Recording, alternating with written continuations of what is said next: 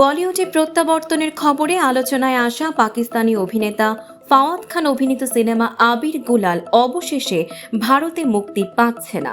হিন্দুস্তান টাইমসের বাংলা সংস্করণের খবরে এই তথ্য নিশ্চিত করা হয়েছে। সিনেমাটিতে ফাওয়াদের বিপরীতে অভিনয় করেছেন বলিউড অভিনেত্রী বানি কাপুর। চলতি মাসের 1 এপ্রিল ট্রেলার প্রকাশের পর থেকেই সিনেমাটি নিয়ে শুরু হয় বিতর্ক।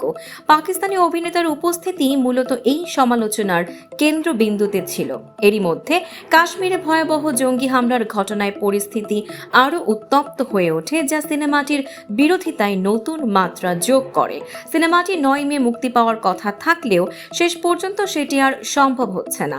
ভারতের তথ্য ও সম্প্রচার মন্ত্রণালয়ের সূত্রে জানা গেছে, ফাওয়াদ খান অভিনীত ছবিটি ভারতে মুক্তির অনুমতি দেওয়া হবে না। একই সঙ্গে ফেডারেশন অফ ওয়েস্টার্ন ইন্ডিয়া সিনে এমপ্লয়িজের পক্ষ থেকে জানানো হয়েছে, পাকিস্তানি শিল্পীদের সঙ্গে কোনো ধরনের সহযোগিতা করা হবে না। Indian film and television directors অ্যাসোসিয়েশনের সভাপতি অশোক পণ্ডিত বলেন, এটি শুধুমাত্র একটি সিনেমার বিষয় নয়, এটি দেশের নিরাপত্তা এবং গৌরবের প্রশ্ন। আমরা বহুবার বলেছি, পাকিস্তানি শিল্পীদের সঙ্গে কাজ করা মানে জাতির স্বার্থকে উপেক্ষা করা। এই পরিস্থিতিতে সিনেমাটি ভারতে মুক্তি না পাওয়ার সিদ্ধান্তকে অনেকেই সময়োপযোগী বলেই মনে করছেন।